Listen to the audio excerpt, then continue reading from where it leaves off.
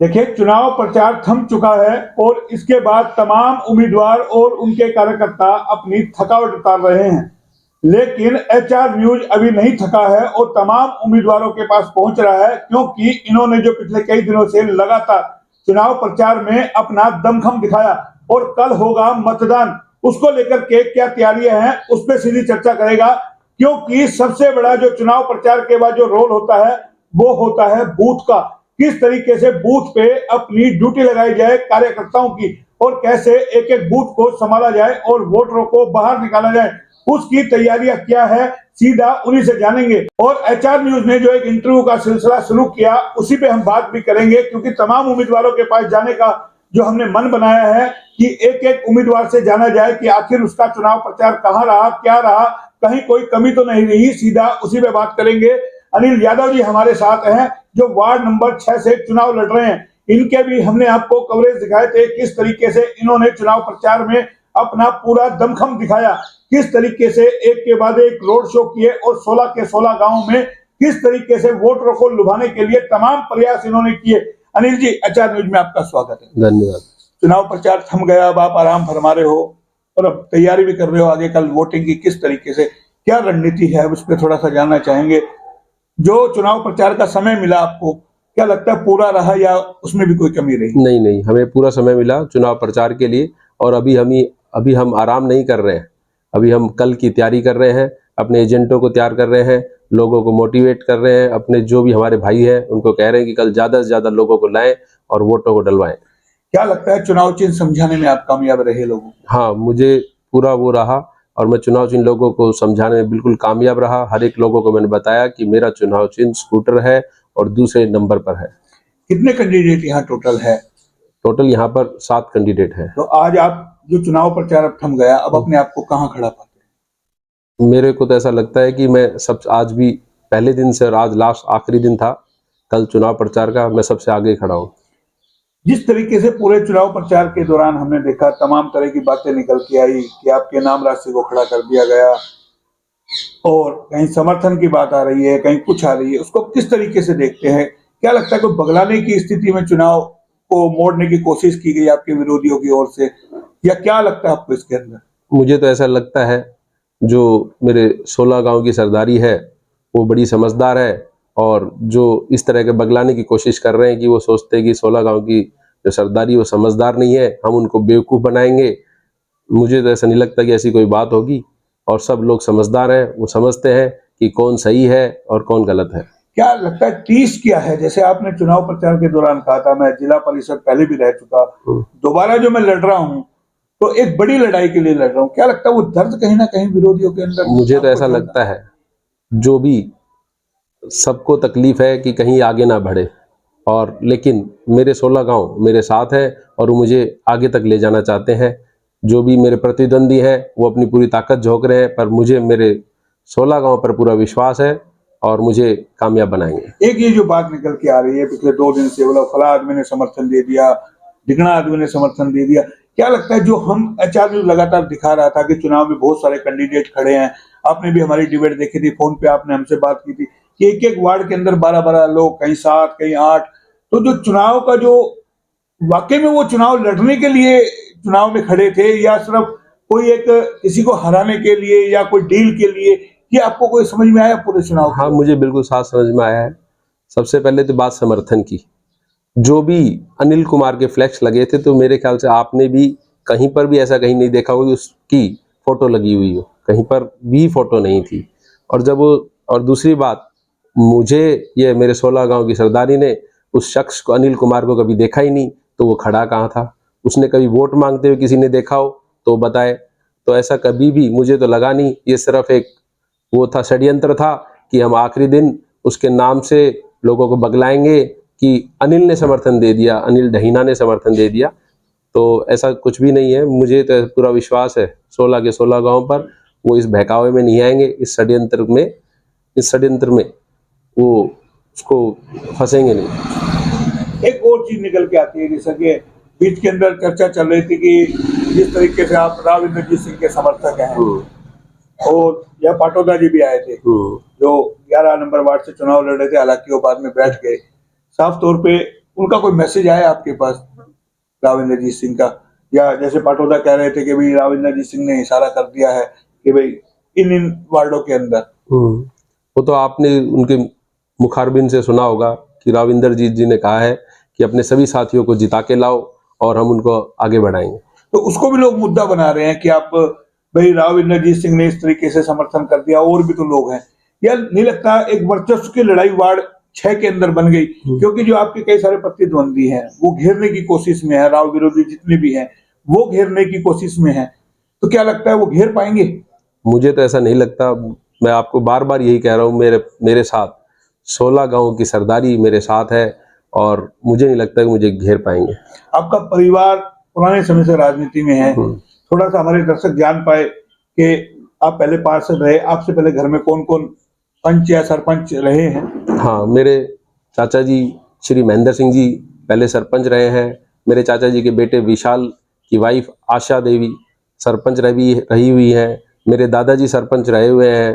तो मेरे परिवार में कई पीढ़ियों से इस तरीके का चलता आ रहा है और हम राजनीति में काफी समय से जुड़े हुए हैं। तो क्या राजनीति जो विरोधी हैं वो कहीं ना कहीं आपको डिगाने के लिए ये पूरा खेल खेलते हैं, या किस तरीके से? जैसे आपने चुनाव उठाया, आपका चुनाव चिन्ह को लेकर के, यानी कि लोगों में लगा कि पहले भी इनका यही चुनाव चिन्ह था और इस बार भी इनका वही चुनाव चिन्ह है, या आपको लगता है कि कहीं वास्तुशास्त्र के हिसाब से कि भी जिस चुनाव चिन्ह पे लगा, क्योंकि बहुत सारे लोग जो होते हैं राजनीति के अंदर या बिजनेस के अंदर एक धरा पकड़ लेते हैं कि इससे हमें बरकत हो रही है, इससे हमें फायदा हो रहा है, या वो मैसेज नहीं, इसमें ऐसी कोई वास्तु शास्त्र की कोई बात नहीं थी। जब मैं पिछला चुनाव लड़ा था, एक एक की जुबान पर ये स्कूटर का निशान था और मेरे प्रतिद्वंदी को पता था कि ये अनिल यादव स्कूटर का ही निशान लेगा।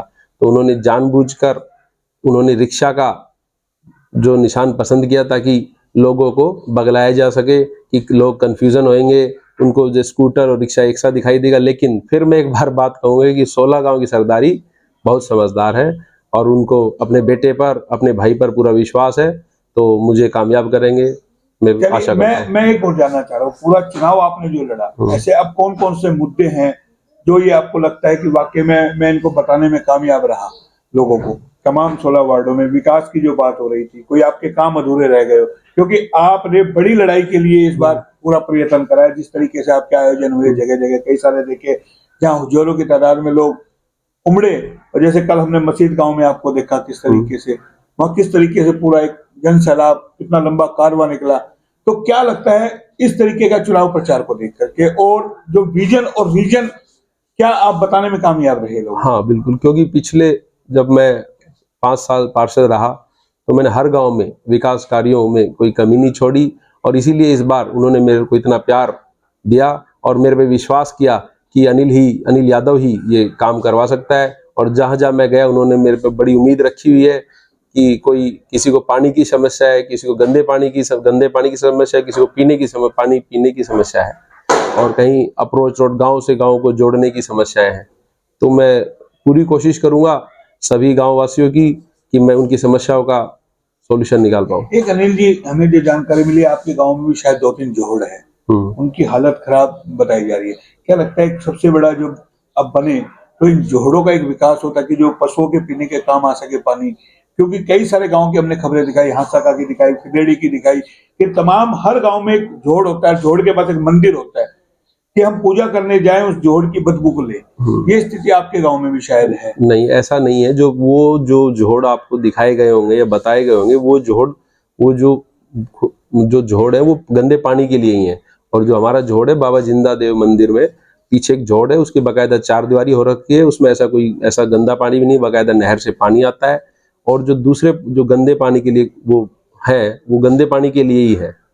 लेकिन हम ये चाहते हैं कि इन पानी जो गांव के नजदीक है, अब इन चाहते हैं इन पानी का निकास करेंगे वो थोड़ा दूर ले जाया जाए, गांव से दूर लेके जाया जाए, ताकि बीमारियों से, जो मच्छर से जो बीमारी फैलती है, इनसे हम बचाव कर सकें। ऐसा काम आपके जहन में है जो इस बार आपको लगे कि जब आप बड़ी लड़ाई लड़ रहे हैं, अगर कहीं चलिए आपको मौका मिले और आशीर्वाद कहीं ना कहीं जनता का मिले, वार्ड पार्षद आपके साथ जुड़े, तो प्राथमिकता क्या होगी पूरे जिले के लिए आपके पास? जाहिर है जब आप प्रमुख बन जाएंगे तो पूरे जिले की जवाबदेही और जिम्मेदारी आप पर होगी। बिल्कुल बिल्कुल, मैं तो यही कहूंगा हर एक से, जो भी जिस गांव में जिस प्रकार की उनसे मिलूंगा, उनसे बात करूंगा, हर एक गांव की अलग अलग जरूरतें होती हैं।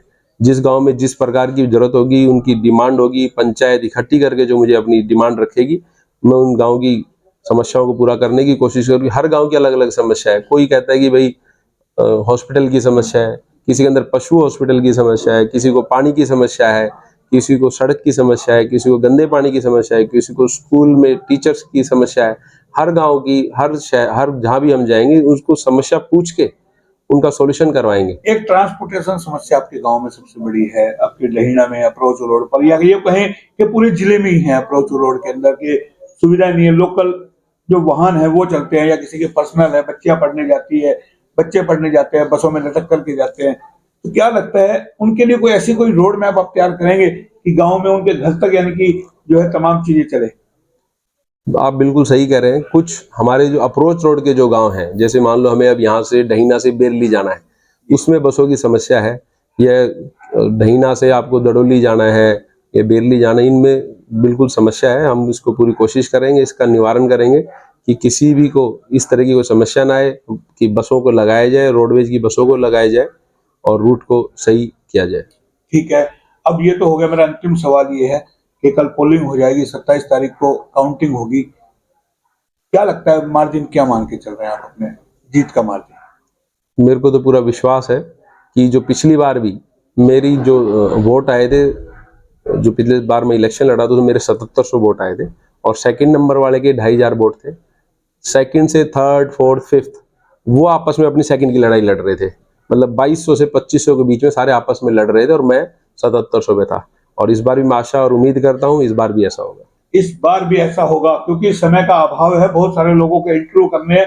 लेकिन जिस तरीके की जो तस्वीरें अब गांव से निकल के आ रही है, जो एचआर न्यूज आपको दिखाएगा कि कैसा कैसा चुनाव प्रचार रहा, किस किस तरीके का रहा, क्योंकि 18 वार्डों में जो तस्वीरें निकल के आई है कि कई कई कैंडिडेट जो खड़े हैं, कुछ कैंडिडेट चुनाव जीतने के लिए लड़ रहे थे और कुछ अपने निजी फायदे के लिए, और कई सारों के तो हालात और स्थिति ये थी कि उन्होंने अपने चुनाव प्रचार को ही नहीं किया या फिर सोशल मीडिया पर हवाबाजी में वो अपना प्रचार करते रहे। कई सारी स्थिति निकल के आई है, लेकिन हमने सीधा जाना उम्मीदवार से कि जो अपनी लड़ाई लड़ने के लिए किस तरीके से तन मन धन से लगे हुए थे, जिन्होंने बकायदा एक अपना पूरा शक्ति प्रदर्शन किया, पूरा ताकत दिखाई और पूरा जो मेहनत के साथ चुनाव लड़ा। क्योंकि जाहिर है अनिल जी बड़ी लड़ाई लड़ने की जो लिए चुनाव लड़ रहे थे। अब परिणाम में सामने आएगा निकल करके क्या कुछ होता है। फिलहाल किसी और का इंटरव्यू करेंगे। यहाँ हमारे साथ अनिल जी, जिनको डहीना के नाम से जानते हैं, अनिल यादव डहीना वाले, और इनका जो है रेवाड़ी के अंदर बिजनेस भी काफी है और अलग अलग जगह इनका बिजनेस है।